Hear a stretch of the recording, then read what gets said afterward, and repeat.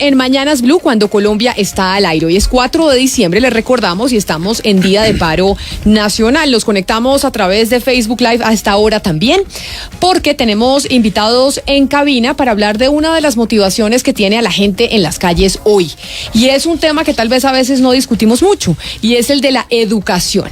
¿Cómo estamos educando a los niños y a los jóvenes en Colombia? Salieron los resultados de las pruebas PISA y nos fue bastante mal.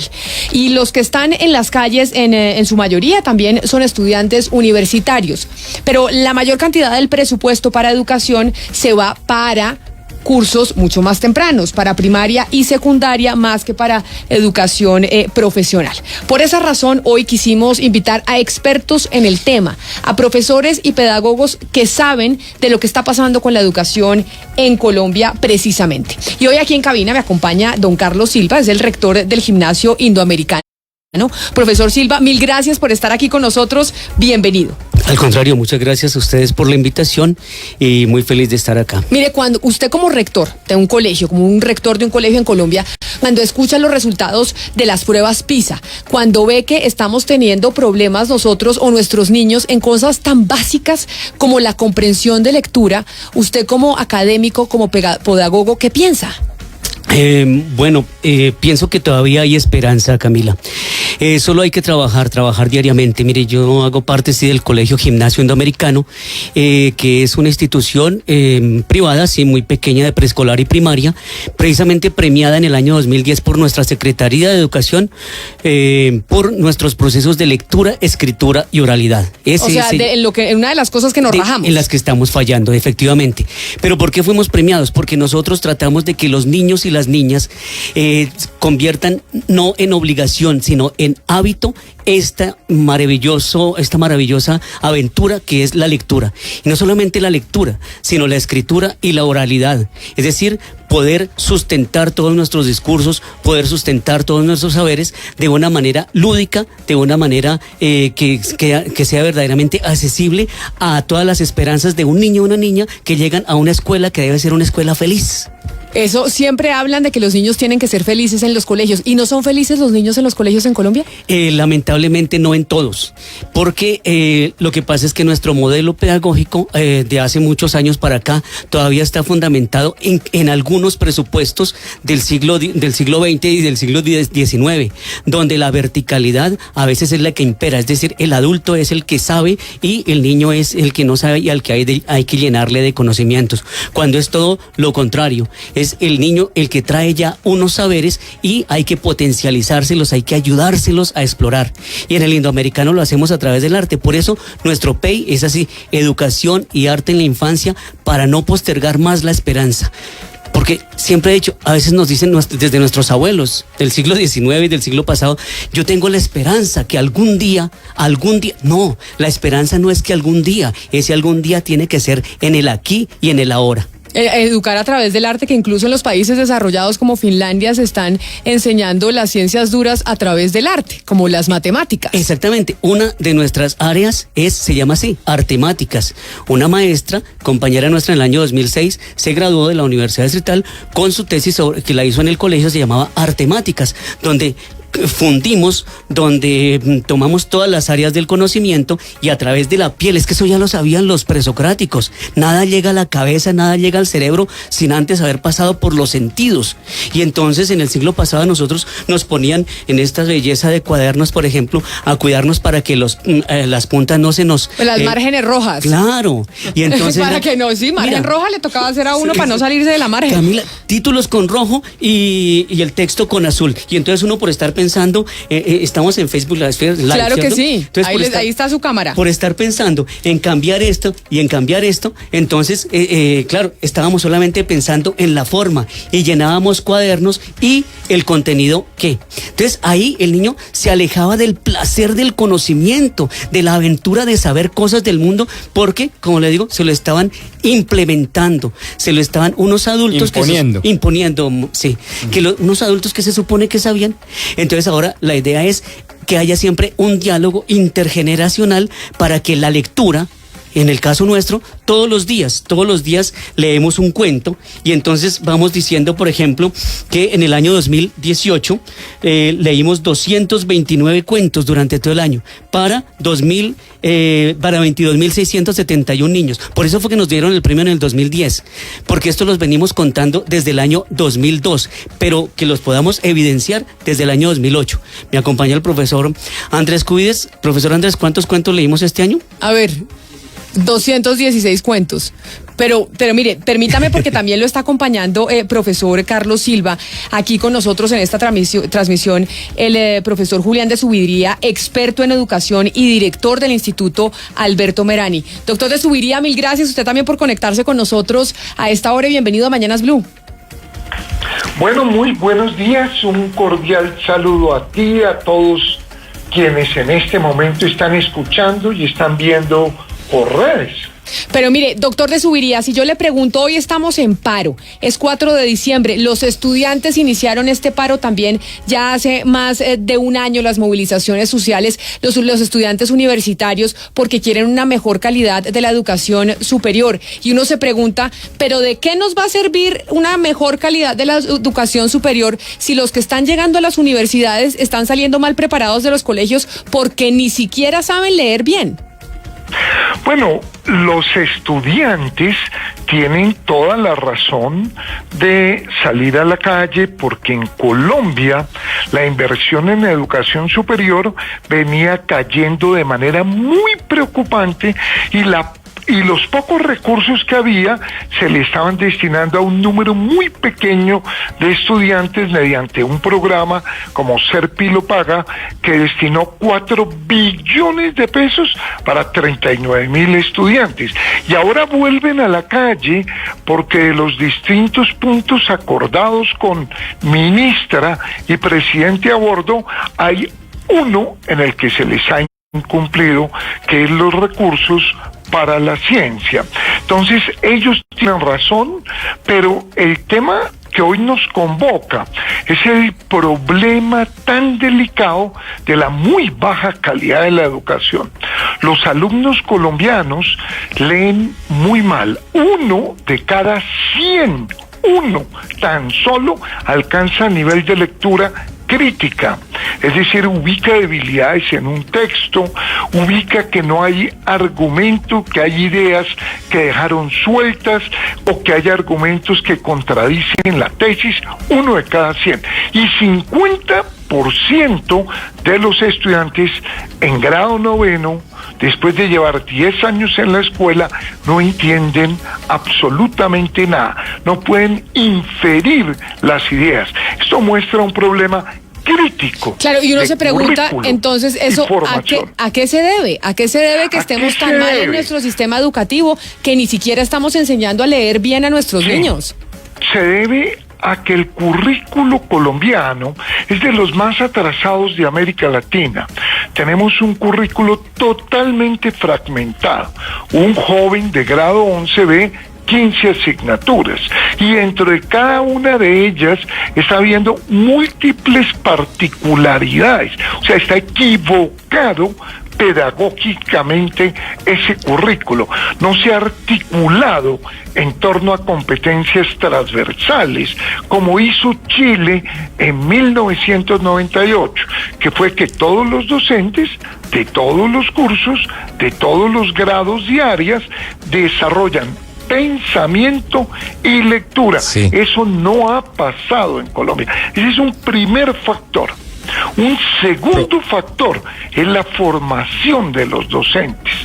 Los docentes colombianos egresados de las facultades de educación presentan muy graves debilidades en razonamiento numérico, en lectura crítica, y ellos son los que van a enseñar a los estudiantes. Si ellos no tienen las competencias, no podrán desarrollarlas. Como dice el dicho, nadie da de lo que no tiene. No hay buenos procesos de formación de los docentes. Y un tercer punto, son más, pero destacaría, estamos muy atrás en educación inicial. Educación inicial es una de las variables claves que explica que los jóvenes después tengan buena inteligencia emocional, buena inteligencia analítica, buena comprensión lectora. En esos 3 puntos estamos muy mal. Podría seguir señalando otros factores. Profesor, le subiría. Sí. Claro. No, es muy preocupante ese panorama que usted nos presenta, profesor, pero es que en Colombia pasa una cosa muy singular, una situación bastante particular, y es que existe educación pública y educación privada. Pero a la pública van aquellos que no tienen capacidad económica. Los hijos de los altos funcionarios del gobierno, de los congresistas, de los gobernadores, de los alcaldes, de los ministros, pues van a colegios privados, porque allí tienen una mejor educación. La educación pública necesita con urgencia una reforma. ¿Por qué esa reforma no se ha dado, a pesar de que en el pasado se han hecho algunos intentos? ¿Es por cuenta de los propios maestros sindicalizados en FECODE? No. Responsabilizar a los maestros es muy equivocado, es muy injusto, porque ellos no deciden la política pública, porque ellos no determinan el currículo, porque ellos no deciden cómo seleccionar a los futuros maestros, porque ellos no determinan qué hacer en la inicial, porque ellos no determinan el liderazgo pedagógico. Es muy injusto.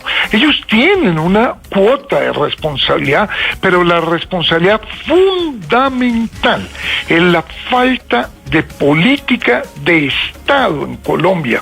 En Colombia hay política educativa de gobierno. Menciono un ejemplo. Durante el primer periodo del gobierno Santos hubo una política centrada en un programa llamado PTA. Durante el segundo periodo, el mismo presidente cambió por completo la política y nos fuimos ya no a apoyar a los que estaban más atrás, sino a apoyar a los que estaban más adelante con el proyecto Serpilo Paga. Entonces en Colombia no hay política de Estado. Entonces, si usted no tiene política de Estado, no puede mejorar las facultades de educación, no puede hacer un trabajo serio a nivel curricular. Tenemos un plan decenal, por ejemplo, construido, yo participé en la comisión académica, 2 años, revisamos 1 millón de propuestas y el miércoles pasado estábamos citados por el presidente para volver a empezar la tarea 2 años después. Claro. Entonces en Colombia sí hay una responsabilidad muy clara de la clase política no comprometida con la educación, de los ministros que han designado, de la ausencia de continuidad en la política y de que se toquen las variables claves de la calidad. No se han tocado en Colombia. Pero mire, ya que estamos preguntando sobre los responsables, profesor de Subiría, lo que nos dice Hugo Mario, usted dice, acá hay un problema y es que no hay política de Estado, sino de gobierno.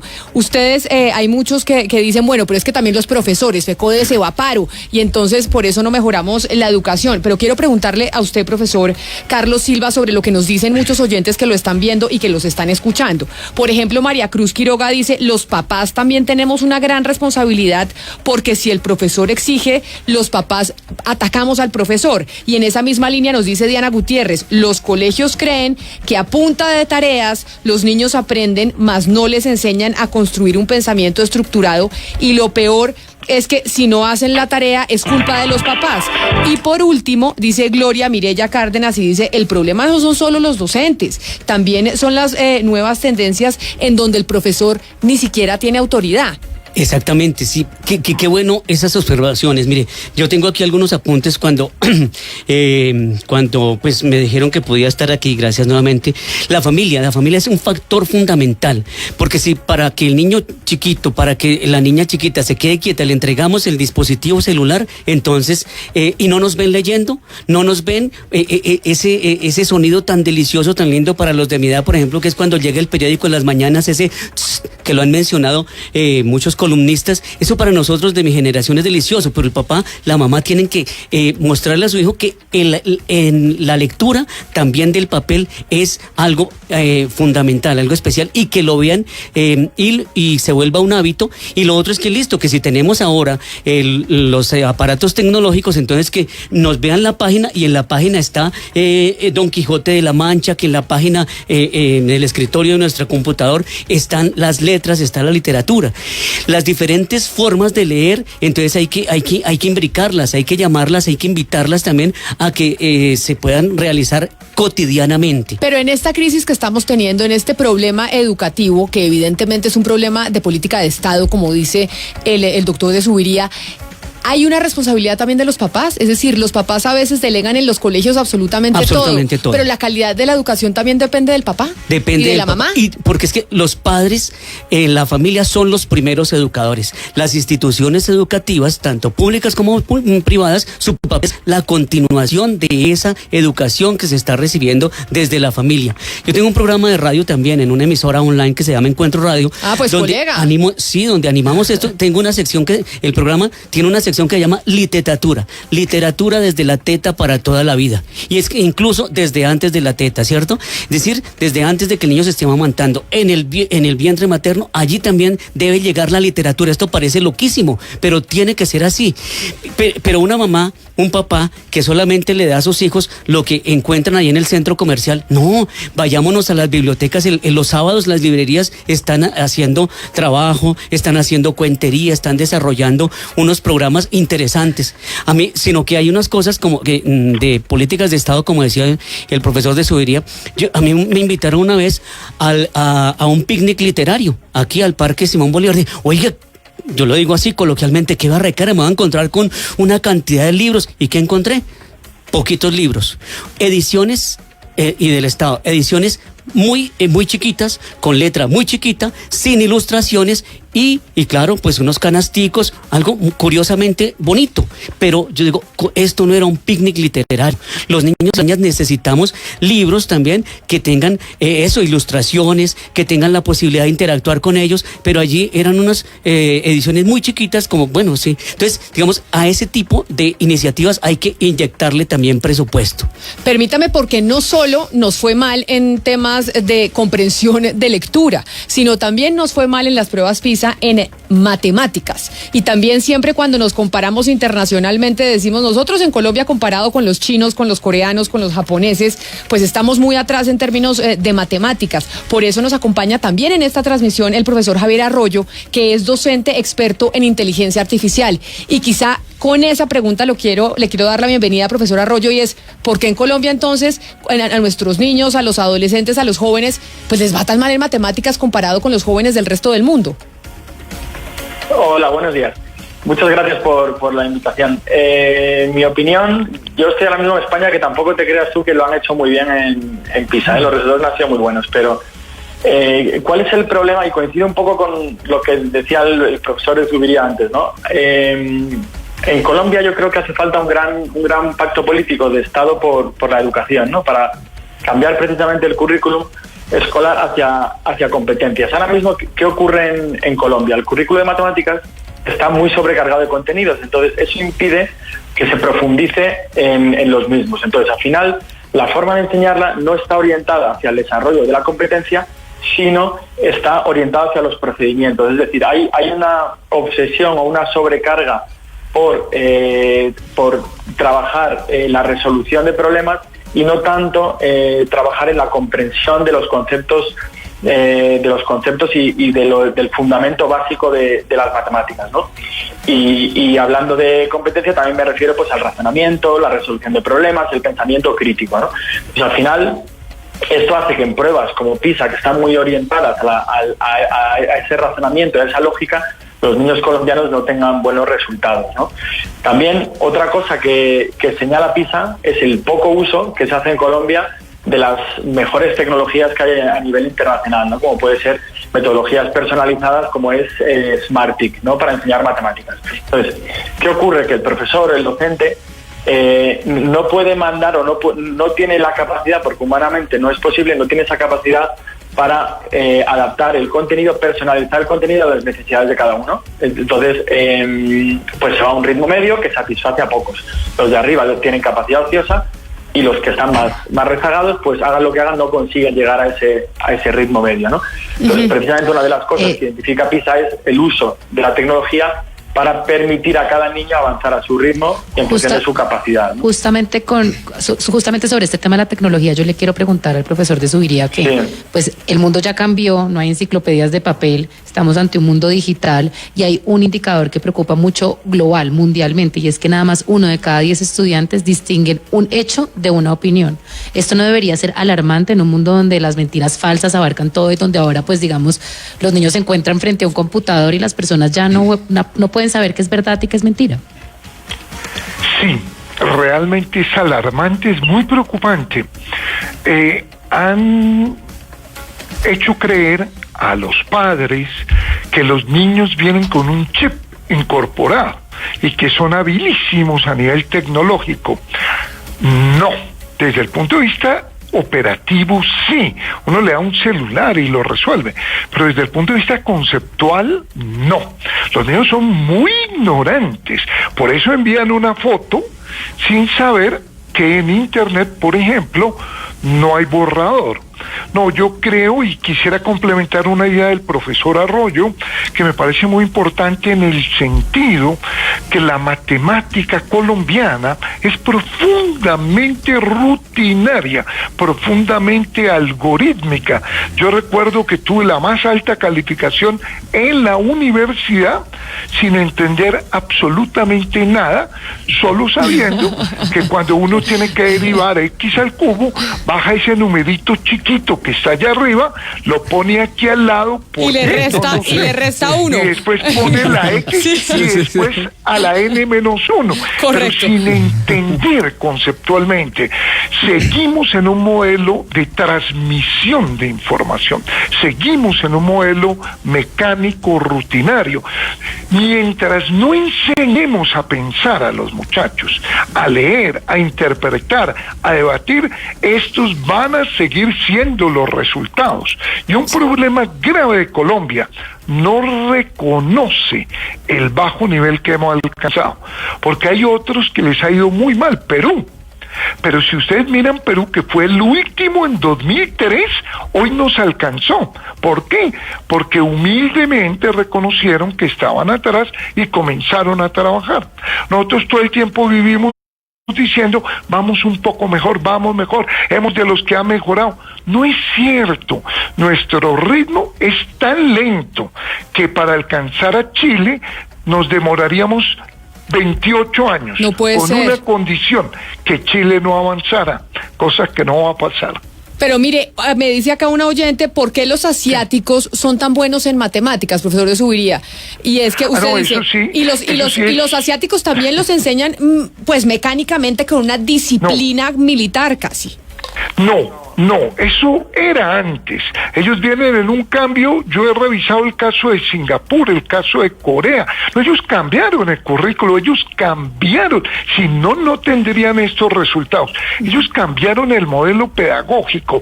O sea, ellos cambiaron los sistemas de formación. Te cuento un detalle de Singapur que me impactó cuando estuve allá. Los billetes de $2 de Singapur están dedicados a la educación. En Colombia, por el contrario, están dedicados a la clase política y a los militares. Eso muestra un cambio cultural. En esos países asiáticos llevan 30 años, hicieron un pacto como país por la educación. En Colombia no hemos podido. Sí, perdón, profesor de Zuviría. Sí, es que usted acabó de mencionar un tema y después usted sigue con su fabulosa explicación. Eso significa que la importación del modelo y de lo que se llama en el Ministerio de Educación Nacional colombiano el método Singapur, con todo lo que ello conlleva, incluso una cantidad de cartillas y de material educativo entregados a las más apartadas zonas rurales, y no digo desde el gobierno del presidente Duque, venía pues desde la ministra Gina Parodi Parodi y el viceministro Luis Enrique García en el gobierno del presidente Santos. ¿Eso ha dado o no ha dado resultado? Porque no me quedó claro. No ha dado resultado porque esa no es la ruta que debe tomar ningún país. No nos debemos sentar y traer ideas. Primero fue de Finlandia, después fue de Singapur. No, el equipo técnico debe revisar las experiencias, aprender de ellas, pero no es adecuado traer el texto. La educación tiene que tener un carácter más contextualizado, en este caso más sabor latino, tiene que resolver más criollo, propios. o sea, a nuestra cultura, no necesariamente los de Singapur aprenden exactamente igual que nosotros y los finlandeses aprenden igual que nosotros. Completamente diferentes. Exacto. Mira esto que le escuché a un profesor japonés famosísimo en Colombia, Takeuchi. Él decía, un matemático colombiano, es mejor que un matemático de Japón. Y todos nos reímos porque creemos lo contrario. Pero él dijo, perdón, 1, porque 3 si ya no saben trabajar en equipo. Y yo podría completarlo. 5 terminan en fiesta, en parranda, o en marcha, como dicen en España, o peleados. O en marcha, como hoy, 4 de diciembre. O en marcha, también. como hoy. Oiga, Camila. Es cierto, pero ahí voy a introducir un punto muy breve. Hay que aprender a trabajar en equipo. Hay que cuidar el clima del aula. En América Latina es la variable más asociada a la calidad. Y en Colombia el 32% dice, según PISA, que ha recibido bullying. Mientras el país no construya un clima de paz, un clima de convivencia, tampoco van a mejorar los resultados. Oiga, profesor de Zuviría, pero sobre los modelos de otros países, yo creo que sí se pueden adoptar algunas cosas. Por ejemplo, de Finlandia, el hecho de que los docentes, los maestros finlandeses sean los mejores remunerados dentro de todos los profesionales de ese país. Son mejores pagos que abogados, médicos, ingenieros, arquitectos. Y no solo el pago, además, sino la manera en que se concibe al profesor, al maestro, claro, que tiene una dignidad importantísima dentro de la sociedad. Pero además, Camila, porque son los mejores pagos. Claro, pero son los mejores pagos, pero porque además se les exige demasiado, son los mejores preparados, se la pasan la vida estudiando, y creo que sobre todo en Finlandia los más preparados son los de primaria, los que tienen a los niños más pequeños. Quiero aprovechar eso que está diciendo, sí, discúlpeme, y aquí también la preparación de nuestros maestros es un punto importante desde el punto de vista personal. Los maestros quieren capacitarse y logran altos niveles, digamos, de escolaridad. El problema para mí es una visión personal que quisiera saber por qué a veces ese saber adquirido de esas maestrías, de esos doctorados, postdoctorados, ¿por qué no se evidencia en el aula, en la cotidianidad del aula? Esa es una pregunta que yo llevo haciéndome desde hace mucho rato. Profesor de Zuviría. He investigado ese tema, pero sé que el profesor Arroyo quería hablar porque lo vi en el Facebook, pero he investigado ese tema.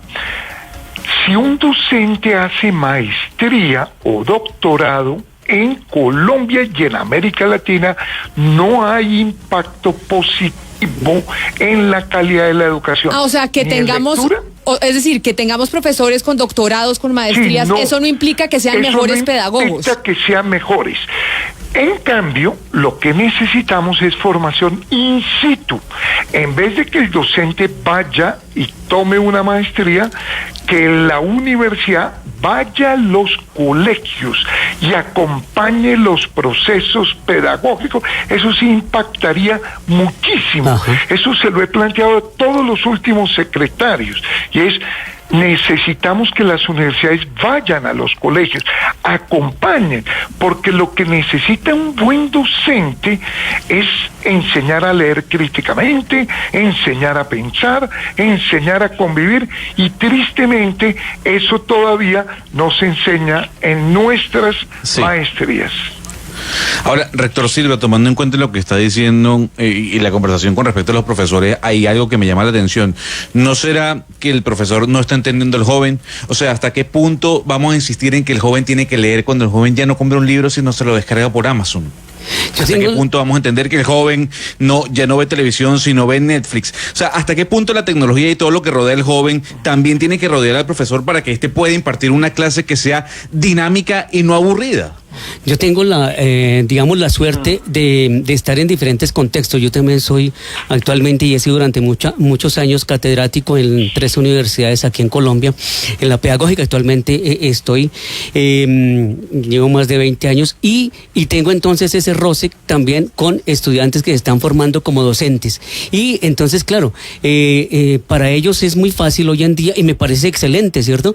Que uno explica, les pone algunas referencias en el tablero y ellos están copiando en su celular y finalmente le toman la foto a lo que uno finalmente deja ahí entre una palabra suelta, una idea, etcétera, etcétera. Entonces, digamos, con eso no hay que reñir, yo siento que hay que dialogar.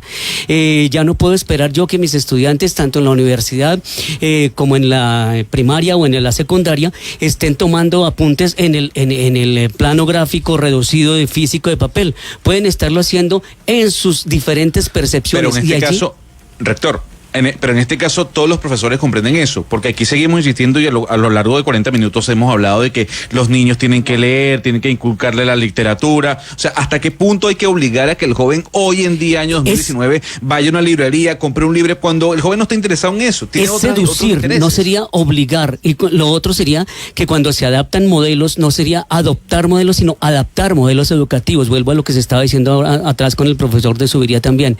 Lo mismo ahora, entonces es que hay que no adoptar sencillamente, sino adaptar formas, estrategias para que los niños y las niñas y los jóvenes se acerquen a la lectura en cualquier dispositivo, sea el dispositivo que nosotros usamos, los de mi generación, por ejemplo, que es el de las hojas, que no tiene pestañas que lo llamen a uno para un lado y para otro, sino que le permitan concentrarse, aunque el texto literario, el texto académico también tiene otro tipo de pestañas, el de los libros, el de los libros físicos, y no se le acaba la batería ni nada de eso, son ventajas, pero también las otras que me llaman la posibilidad de que no entendí alguna idea, no entendí algún concepto, entonces abro otra pestaña, me refiero ya al caso de los computadores. Entonces ahí es que buscar la manera de seducir a los jóvenes, a los niños, a que leer y que conocer es delicioso. En el caso de las matemáticas, entonces hay que desarrollar el pensamiento matemático.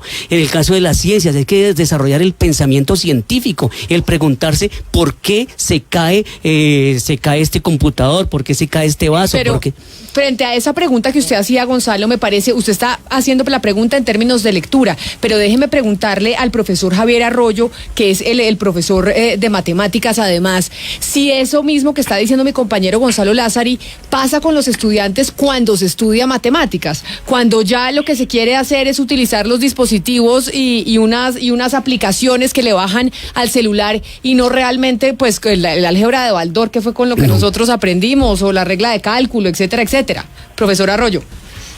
Sí, mira, yo creo que el uso de la tecnología per se no es ni buena ni mala, es el uso que se haga, es decir, y hay que diferenciar entre el soporte, tú puedes ejercitar, practicar, entrenar en papel, en la computadora, en la tablet, etcétera, y eso no hay apenas diferencia, ¿no? Donde está realmente la diferencia es en el uso que tú haces de esa tecnología. Entonces, en matemáticas hay una tendencia muy interesante, ¿no? Que es la posibilidad, gracias a la inteligencia artificial, de personalizar esos contenidos. En la medida en que si tú eres capaz de recetar exactamente a cada alumno lo que necesita, identificar cuáles son sus carencias, a partir de ahí, recetar el contenido exacto que necesita para suplir esas carencias, para entrenar esas carencias y que refuerce esos conceptos que necesita reforzar, la tecnología es maravillosa, ¿no? Porque llega allí a donde no llega el profesor, es decir, es un complemento para el profesor para la gestión del aula, esa atención a la diversidad, ¿no? Y en línea con lo que hablábamos, decía el profesor de Zubiría antes también, bueno, pues en Asia ocurre una cosa, que no solamente son los profesores están muy bien remunerados, sino que además están muy bien cualificados. Es decir, el 5% top, el mejor 5% de los universitarios son los que al final se reclutan para ser profesores, ¿no?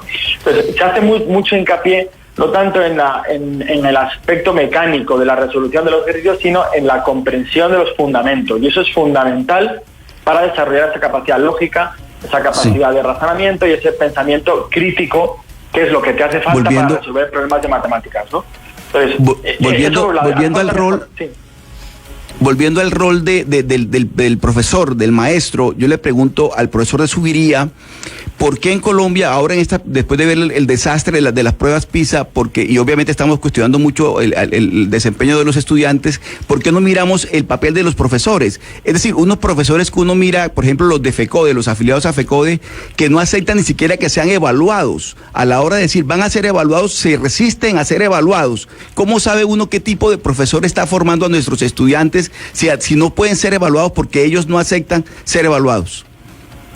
Bueno. Yo doy un paso atrás. Antes de la evaluación, yo creo que los profesores, digamos, a grandes rasgos, obviamente no todos, pero sí un número significativo, tienen se enfrentan a dos tipos de problemas. Uno es la carencia de conocimientos, es decir, los profesores actualmente de primaria, que es donde se sienta la base de las matemáticas en este caso, bueno, pues tienen carencias serias en conceptos complejos de los últimos años de primaria, ¿no? Y el segundo punto es que saber muchas matemáticas no quiere decir ser un buen profesor. O sea, no hay que confundir el saber muchas matemáticas con conocer bien o ser bueno en la didáctica de las matemáticas. Es decir, hay que reforzar las dos cosas. Y en todas las áreas, en el arte también. Claro. Puede ser un buen artista escénico, músico, pero no puede transmitirlo porque no tiene esa habilidad. Que era lo que decía el profesor de Zuviría, que no necesariamente los doctorados, los postdoctorados implican y se va a ver reflejado directamente en mejores estudiantes y en mejores resultados de los estudiantes. Pero profesor de Zuviría, referente a lo que decía mi compañero Oscar Montes sobre los profesores sindicalizados en Colombia, y es, oiga, se habla mucho de los estudiantes, se habla mucho del sistema, se habla mucho de la política de Estado, pero a la hora de saber quiénes son los que están enseñando, por lo menos en los colegios públicos en Colombia, sí hay muchas herramientas para poder calificarlos, para poder saber qué tan buenos profesores son o no.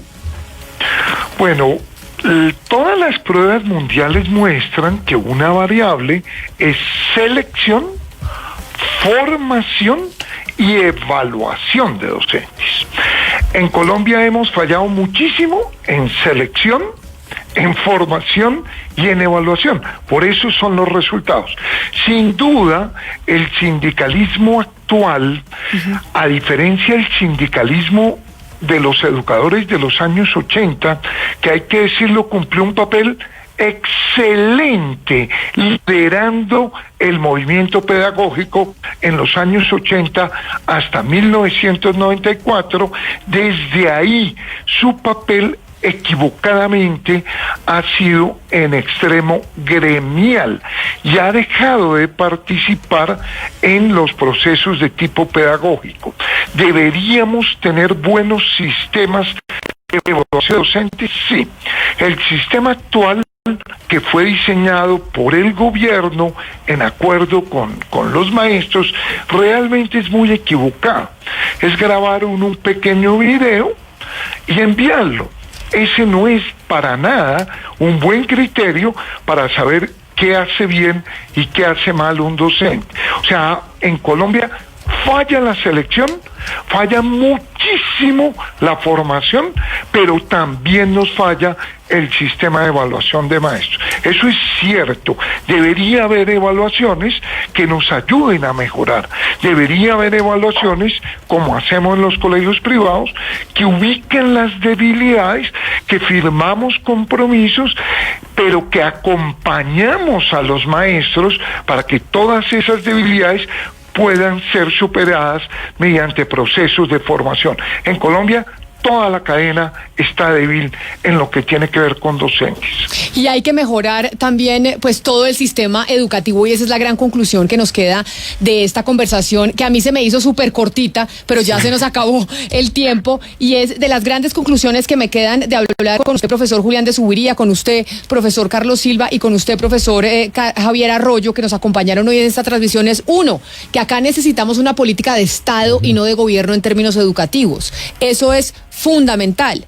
que además tenemos que hacer una educación que sea colombiana y acorde a nuestro contexto y nuestra cultura, y no importarla de Singapur o importarla de Finlandia y demás. Y además, pues también estar acorde a las nuevas generaciones y a lo que pasa en los contextos actuales. Y actualizar el currículum. Han insistido los tres en sus distintas áreas que el currículum nuestro está desatrasadísimo. Y además, por último, ser conscientes de que estamos mal. Y que los gobiernos... No, sí, pero esa es la primera. Sí, así es. Y que podemos toda la razón. Sí, ese es el primer pasito. Tu síntesis es clarísima. El último punto es también formación de maestros. Sí. Pero está excelentes los puntos que ubicaste. Los comparto plenamente. Pues a los Camila, tres, dígame, Hugo. Una sola cosa. Hoy muchos colombianos están marchando, están en las calles por el tema de la desigualdad, ¿verdad? Sí, señor. El día que en Colombia la educación para pobres y ricos sea igual, de buena calidad, pues obviamente ese día se acaba la desigualdad. Pues o por lo menos se trabaja en disminuirla. Y otro aspecto importante, a veces pensamos en todos estos resultados y solamente lo vemos como con la lupa de lo urbano. Pensemos también en lo rural, sí. Yo he tenido la oportunidad de capacitar docentes, bueno, la palabra suena fea, pero en diferentes partes del país, en el ámbito rural, ya sea con la universidad o con CEPAL, donde tenemos la emisora, y me he dado cuenta que también a veces allí hay un abandono en este sentido. La educación, un tema fundamental para Colombia y que según los últimos resultados en nuestros niños no está tan bien. A los tres profesores, mil gracias por estar con nosotros. A ustedes también muchas gracias por acompañarnos. Ya llega mi compañero Ricardo Ospina con Meridiano Blue, que tiene toda la actualización de las noticias del paro nacional hoy 4 de diciembre en Colombia.